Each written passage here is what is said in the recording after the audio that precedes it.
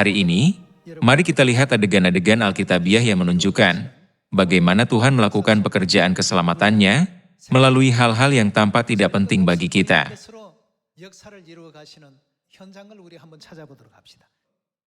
Tuhan telah melakukan keajaiban besar di Laut Merah hanya dengan tongkat gembala kecil, dan dengan memukul gunung batu, telah membuat dari dalamnya keluar air, sehingga memberi minum banyak orang Israel.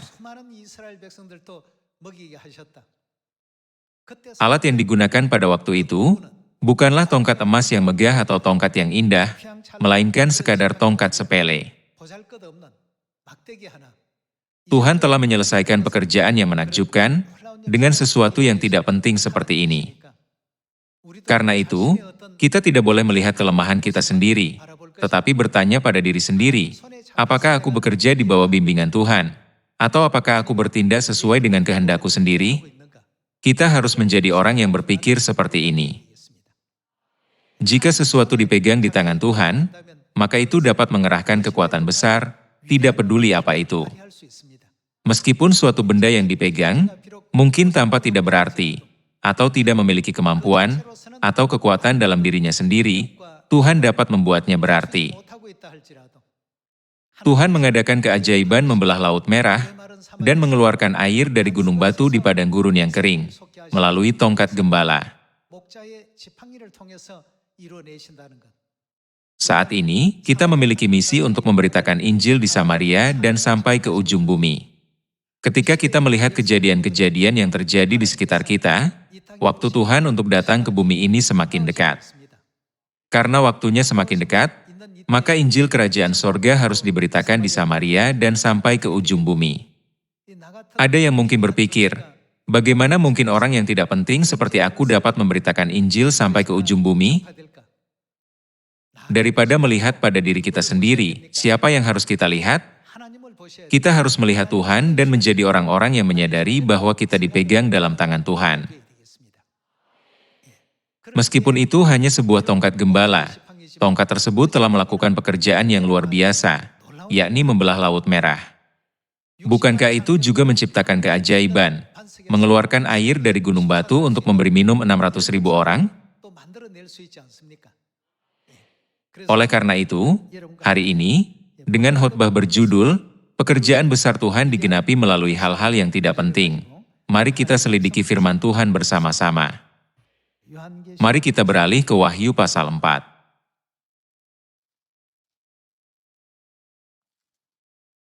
Mari kita lihat Wahyu pasal 4 ayat 11. Ya Tuhan dan Allah kami, Engkau layak menerima puji-pujian dan hormat dan kuasa, sebab Engkau telah menciptakan segala sesuatu, dan oleh karena kehendak-Mu semuanya itu ada dan diciptakan.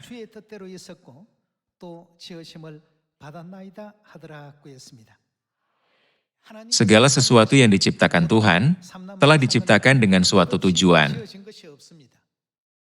Sesungguhnya, keberadaan suatu benda tertentu di suatu tempat tertentu pada waktu tertentu, juga merupakan bagian dari kehendak Tuhan. Bukankah kita dapat langsung memahami semua perkataan yang diberikan Ibu Sorgawi kepada kita? Kita dapat melihat bahwa semua hal ini juga terjadi dalam pemeliharaan Tuhan. Sebab itu, sekalipun kemampuan kita masing-masing dan tugas yang kita selesaikan, mungkin tampak kecil dalam skala atau jumlahnya, saya harap kalian memiliki rasa kebanggaan dan keyakinan bahwa semua ini merupakan pekerjaan yang terjadi di dalam tangan Tuhan. Lalu, apakah sulit bagi Injil untuk dijangkau ke Samaria dan ujung bumi? Hal ini sama sekali tidak sulit. Pekerjaan Tuhan berbeda-beda dalam ukuran, skala, kedalaman, dan dalam segala aspek. Ini adalah sesuatu yang tidak dapat kita lakukan, tetapi bukankah ini adalah sesuatu yang pasti dapat dilakukan oleh Tuhan? Ketika kita memahami bahwa kita melakukan pekerjaan ini dengan dipegang oleh tangan Tuhan, Injil dapat disebarkan sedemikian rupa, sehingga Injil hari ini adalah sukacita, Injil esok hari tidak sulit, dan Injil selalu dapat diteruskan dengan sukacita. Mari kita lihat beberapa perkataan tentang pemeliharaan Tuhan yang agung dan rencana, serta rancangannya untuk keselamatan. Mari kita buka 1 Korintus pasal 1 ayat 26.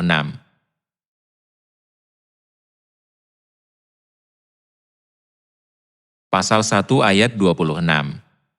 Ingat saja, saudara-saudara, bagaimana keadaan kamu ketika kamu dipanggil? Menurut ukuran manusia tidak banyak orang yang bijak, tidak banyak orang yang berpengaruh, tidak banyak orang yang terpandang.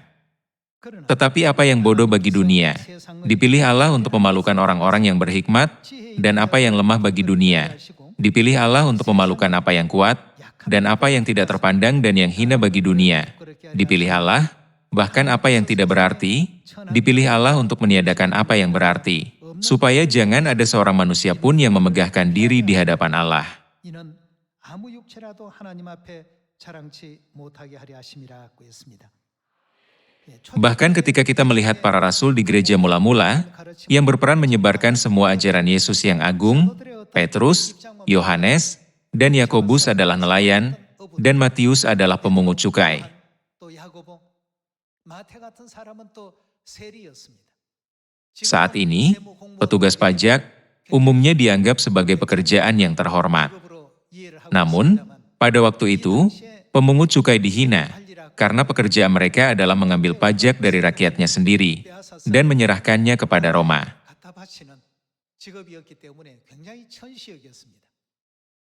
Orang-orang inilah yang mengabdikan dirinya untuk memberitakan Injil Kristus di Samaria dan sampai ke ujung bumi. Oleh karena itu, kita dapat melihat bahwa Tuhan memilih mereka yang memiliki sedikit kemampuan untuk memimpin pekerjaannya yang besar. Saat ini, kita juga berada dalam situasi yang sama. Kita kurang dalam banyak hal karena tidak memiliki kemampuan atau syarat yang sangat dihargai orang-orang. Meskipun kita kekurangan dalam banyak hal, kita mengasihi Tuhan, memiliki iman kepadanya, dan memiliki harapan akan kerajaan sorga. Tuhan memanggil orang-orang seperti itu dan memakai mereka sebagai tokoh-tokoh besar. Mari kita lanjutkan menegaskan adegan-adegan tersebut. Hakim-Hakim pasal 15 ayat 14.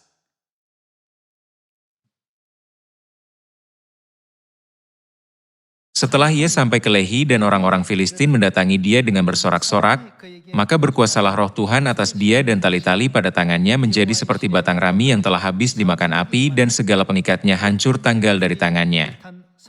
Kemudian ia menemui sebuah tulang rahang keledai yang masih baru. Diulurkannya tangannya, dipungutnya dan dipukulnya mati 1.000 orang dengan tulang itu.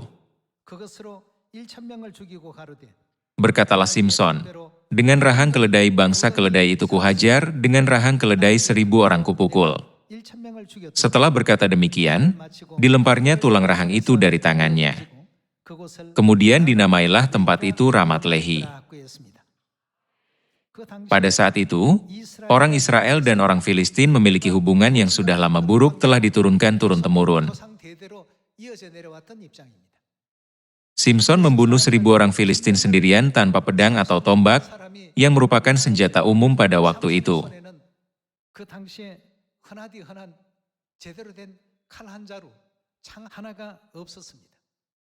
Dia mengalahkan 1.000 orang dengan tulang rahang keledai yang sudah mati.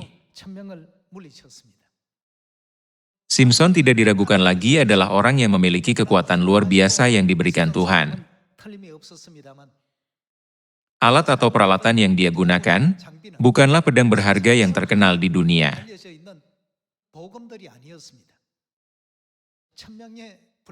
Sebuah alat yang sepele digunakan untuk menghancurkan 1.000 orang Filistin.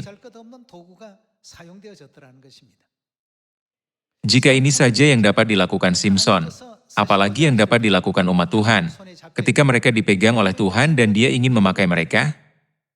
Bukankah kuasa Tuhan yang membuat Firaun, Raja Mesir, tunduk melalui Musa, yang tidak pandai berbicara? Musa berkata bahwa dia berat mulut dan berat lidah, menyatakan bahwa dia tidak pandai berbicara untuk membujuk raja secara tepat. Bagaimana aku bisa melakukan pekerjaan hebat seperti itu?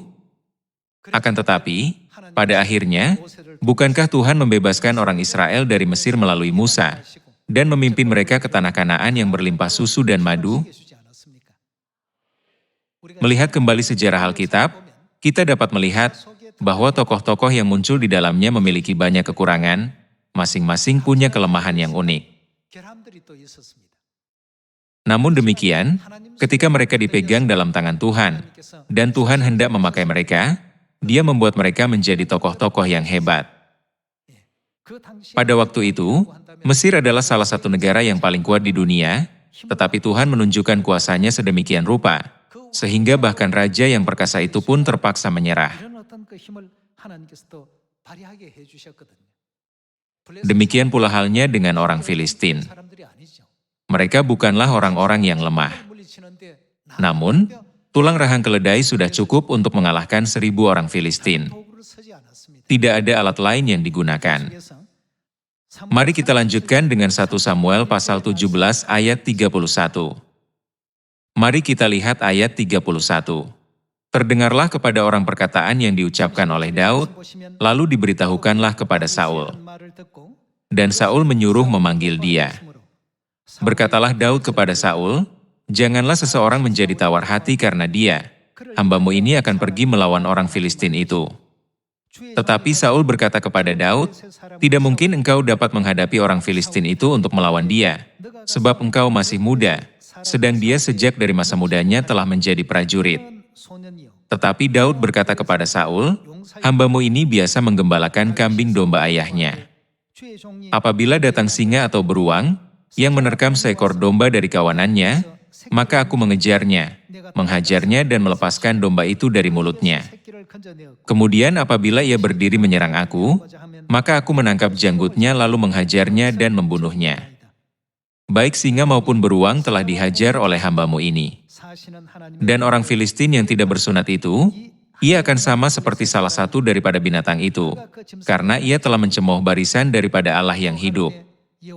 Pula kata Daud, Tuhan yang telah melepaskan aku dari cakar singa dan dari cakar beruang, Dia juga akan melepaskan aku dari tangan orang Filistin itu." Kata Saul kepada Daud, "Pergilah, Tuhan menyertai engkau."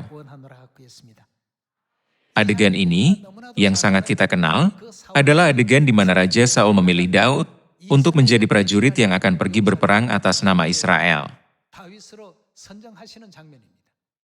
Semua prajurit berpengalaman lainnya bersembunyi, gemetar hanya dengan melihat perawakan Goliat, dan tidak seorang pun berani maju untuk bertengkar. Kemudian, seorang anak laki-laki bernama Daud menyatakan bahwa dia akan pergi melawan Goliat. Ketika kita melihat kurangnya pengalaman pertempuran, jelas bahwa Daud tidak akan memiliki kemungkinan untuk menang melawan Goliat.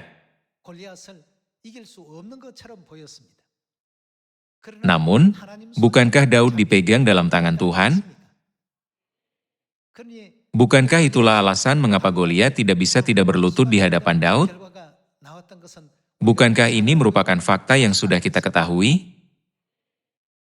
Melihat semua adegan dari Alkitab ini, kita melihat bahwa Tuhan selalu memanggil umatnya yang tampak kecil, tak berdaya, dan hina untuk melaksanakan karya-karya besar yang sepertinya benar-benar di luar kemampuan mereka.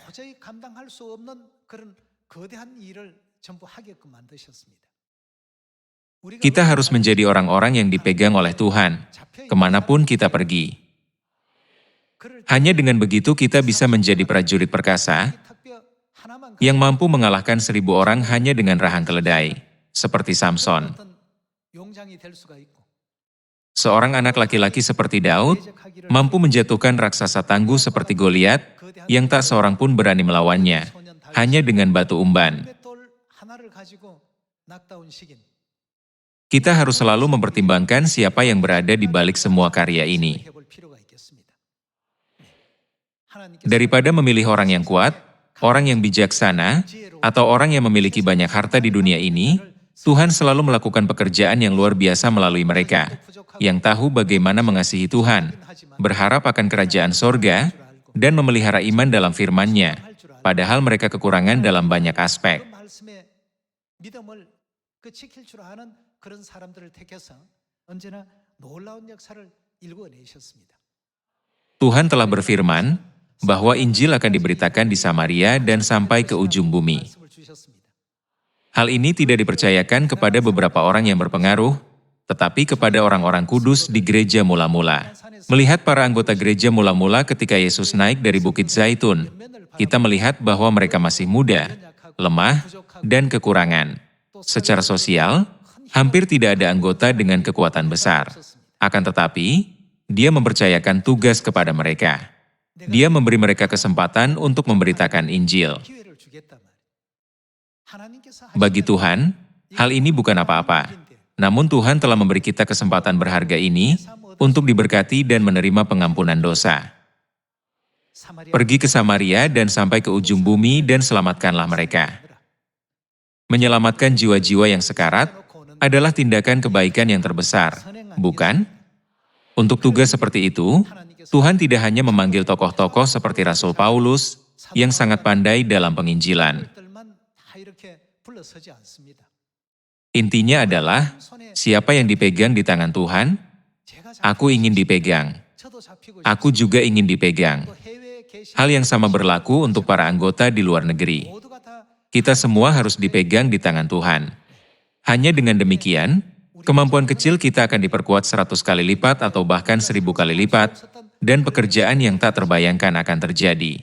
Sebaliknya, mereka yang berpikir, aku harus melakukan segalanya dengan kemampuanku sendiri, tidak akan mencapai hasil yang baik, meskipun mereka memulainya dengan kemampuan yang luar biasa. 그렇게 은혜롭지 못합니다. Tulang rahang keledai yang dipegang Simpson sangat sepele. 없었습니다. Namun demikian, terjadilah pekerjaan yang luar biasa. 제 손에 잡혀 있던 Tongkat di tangan Musa hanyalah tongkat gembala. Namun, itu membelah Laut Merah. 가르고 Pekerjaan yang luar biasa seperti itu terjadi selama 40 tahun di padang gurun. 들이었습니다. Apakah itu tulang rahang keledai, tongkat gembala, atau tongkat raja? Alat itu sendiri tidak ada artinya. 아무 의미가 없습니다. Hal ini karena Tuhan dapat mencapai apapun dengan apapun yang Dia pilih. 그래서 Karena alasan inilah, Tuhan memerintahkan kita, kasihilah Tuhan, Allahmu, dengan segenap hatimu dan dengan segenap jiwamu dan dengan segenap akal budimu. Itulah hukum yang terutama dan yang pertama. 중요하겠습니다. Tentu saja, kemampuan individu kita penting, tetapi saya dengan sungguh-sungguh meminta sekali lagi, agar kalian memegang kasih kepada Tuhan lebih dalam lagi, dan melaksanakan Injil bersama dengan Tuhan. Saat ini, perang sedang terjadi antara Rusia dan Ukraina dan antara Iran dan Israel. 이란과 이스라엘의 전쟁. Ada juga negara-negara yang mengalami perang saudara, seperti Myanmar, Sudan, Yaman, Ethiopia, Republik Demokratik Kongo, dan Somalia. 이런 어떤 내전들이 지금 Perang saudara seperti itu terus terjadi sekarang. 이루어지고 있거든요. Bangsa akan bangkit melawan bangsa, dan kerajaan melawan kerajaan. Seperti yang Yesus ajarkan, dunia berada dalam situasi sedemikian. 또 Dia juga berkata, akan ada kelaparan dan gempa bumi di berbagai tempat. Jika kita membandingkan harga biji-bijian sebelum perang di Ukraina dan sekarang, ada perbedaan yang sangat besar. Makanya, jumlah orang yang menderita kelaparan karena kekurangan makanan sangat meningkat. 지금 또 늘어나고 있고요. Ada kelaparan karena kekeringan yang disebabkan oleh kurangnya hujan, tetapi juga karena dampak perang. Ada banyak situasi di seluruh dunia di mana orang tidak bisa makan atau tidak bisa minum, bersama dengan berbagai penyakit yang tidak diketahui. 돌발되고 있다는 것과 그리고 또 Kita melihat 어떤 bahwa ada banyak situasi di seluruh dunia yang bahkan lebih buruk daripada COVID-19. 더한 내용들도 전 세계 각처에서 많이 있다는 것을 바라보게 될 때에 이 Jadi, kita dapat menyadari zaman ini benar-benar membutuhkan pertolongan mendesak dari Bapa dan Ibu. 사람들에게 Bukankah ini adalah zaman nubuat, ketika kita harus memberitahu semua orang di dunia tentang kebenaran Paskah Perjanjian Baru, yang melaluinya keselamatan dari semua bencana ini dijanjikan? Mari kita lihat kitab Keluaran pasal 12. Keluaran pasal 12 ayat 11. Dan beginilah kamu memakannya. Pinggangmu berikat, kasut pada kakimu dan tongkat di tanganmu. Buru-burulah kamu memakannya, Itulah Paskah bagi Tuhan. Sebab pada malam ini aku akan menjalani tanah Mesir, dan semua anak sulung, dari anak manusia sampai anak binatang, akan kubunuh, dan kepada semua Allah di Mesir akan kujatuhkan hukuman. Akulah Tuhan. Dan darah itu menjadi tanda bagimu pada rumah-rumah di mana kamu tinggal. Apabila aku melihat darah itu, maka aku akan lewat daripada kamu. Jadi tidak akan ada tulah kemusnahan di tengah-tengah kamu, apabila aku menghukum tanah Mesir. Hari ini akan menjadi hari peringatan bagimu. Kamu harus merayakannya sebagai hari raya bagi Tuhan turun-temurun. Kamu harus merayakannya sebagai ketetapan untuk selamanya.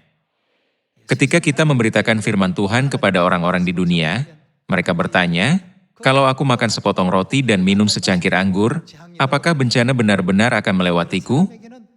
Jika orang seperti itu memakannya, hal itu tidak akan berarti apa-apa baginya. Semua hal yang dilakukan tanpa iman hanyalah perbuatan bersifat duniawi dan tidak dapat mengandung janji-janji Tuhan. Orang Mesir memiliki keraguan yang sama. Melihat orang Israel membubuhkan darah anak domba pada kedua tiang pintu dan pada ambang atas, mereka bertanya, mengapa mereka melakukan demikian? Katanya, jika melakukan sedemikian, bencananya akan lewat mereka. Mereka mengatakan ini di antara mereka sendiri dan mengolok-olok orang Israel. Apakah melakukan hal-hal seperti itu akan membuat bencana melewati mereka? Kemudian, tibalah malam hari ke-14 bulan Nisan, malam Paskah. Dalam keheningan yang mendalam, terjadilah kejadian yang sangat berbeda antara tanah Goshen di mana orang Israel tinggal dan dataran di mana orang Mesir tinggal.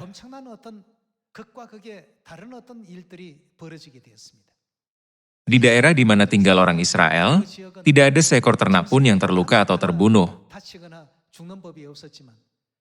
Tetapi apa yang terjadi di seluruh Mesir?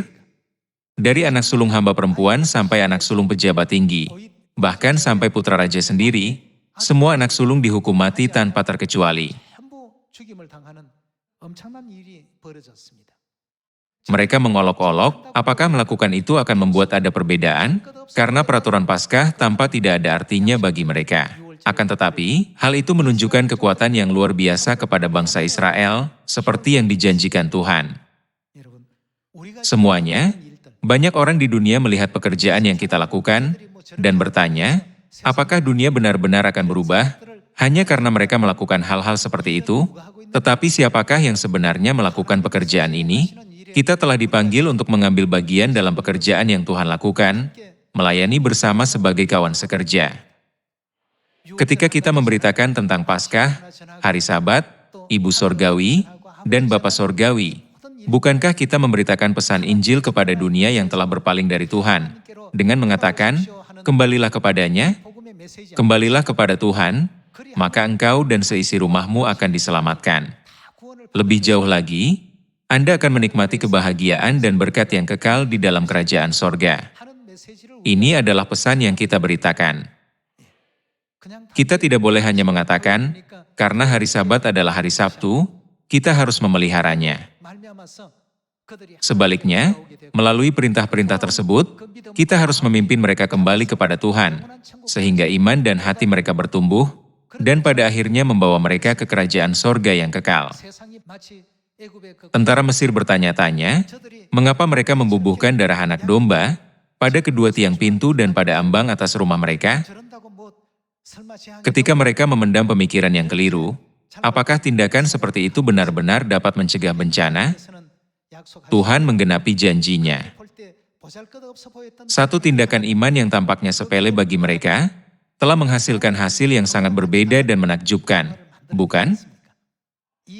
Bagi orang Israel, Tuhan mengaruniakan Paskah sebagai hari pembebasan yang penuh sukacita. Sedangkan bagi orang Mesir, bukankah itu hari yang ditandai dengan kehancuran semua anak sulung mereka?